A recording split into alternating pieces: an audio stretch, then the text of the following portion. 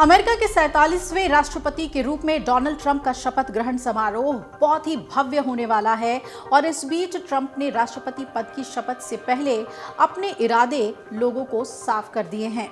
Trump ने ये साफ संकेत दे दिए हैं कि उनके कार्यकाल के दौरान विदेश नीति जो है वो किस दिशा में जाने वाली है। जिस तरह के संकेत आ रहे हैं अमेरिका की ओर से, उससे ये जाहिर होता है कि ट्रंप का जो फोकस है वो एशिया पर खास तौर पे रहेगा।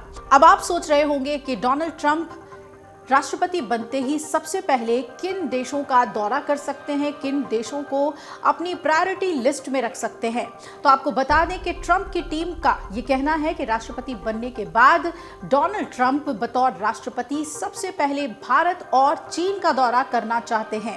ट्रंप की भारत और चीन की शुरुआती यात्राओं की योजना ये साफ तौर पर दर्शा रही है कि उनकी विदेश नीति के एजेंडे में इन दोनों देशों का बहुत ही प्रमुख स्थान रहने वाला है।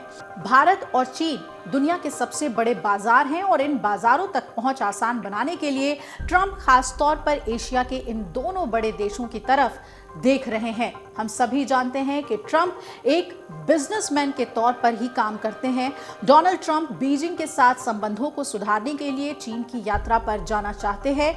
इसके अलावा भारत की संभावित यात्रा को लेकर भी भारत के सलाहकारों से चर्चा की गई है।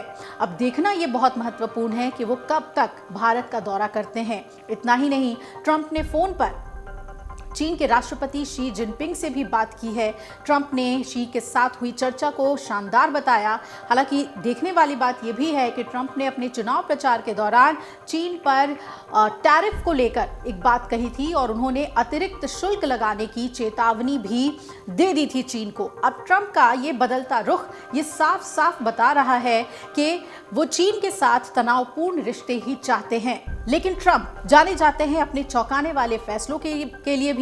अमेरिका ने टिकटॉक को बैन किया, लेकिन ट्रंप राष्ट्रपति बनने से पहले ही ये कह रहे हैं कि टिकटॉक का अगर 50% मालिकाना हक हमें मिलता है तो टिकटॉक को फिर से बहाल कर देंगे।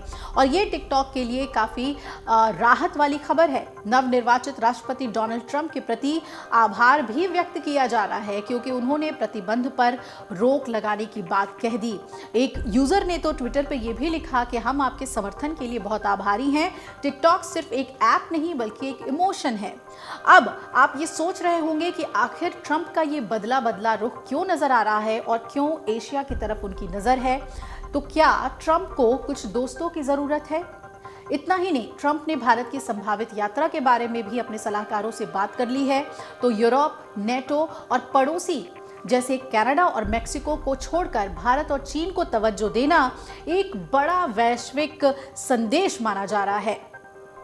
ये साफ है कि चीन और भारत से संबंधों के जरिए ही अमेरिकी व्यापार को गति मिल सकती है और ट्रंप एक बड़े बिजनेसमैन हैं।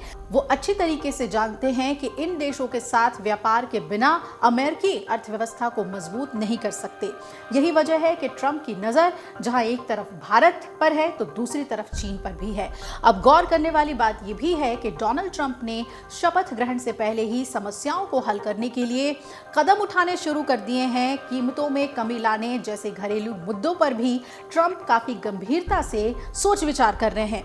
और ये शपथ ग्रहण के अगर आप लिस्ट को देखें मेहमानों की तो उससे भी जाहिर हो जाता है। इन मेहमानों में जहां मुकेश अंबानी और उनकी पत्नी नीता अंबानी सहित कई देशों के बड़े उद्योगपति शामिल हैं। विदेश नीति के मोर्चे पर ट्रंप सरकार जिस तरह से आगे बढ़ रही है वो उन्हें पिछली सरकारों की नीतियों से काफी अलग प्रोजेक्ट कर रही है। देखना है कि भारत वो क्या चीन से पहले आते हैं या फिर पहले चीन जाते हैं फिर भारत आते हैं। इन तमाम मसलों पे दुनिया की नजर बनी रहेगी ट्रंप पर। अमर उजाला जीवांजलि के सारथी की मदद लें और महाकुंभ में स्नान जरूर करें।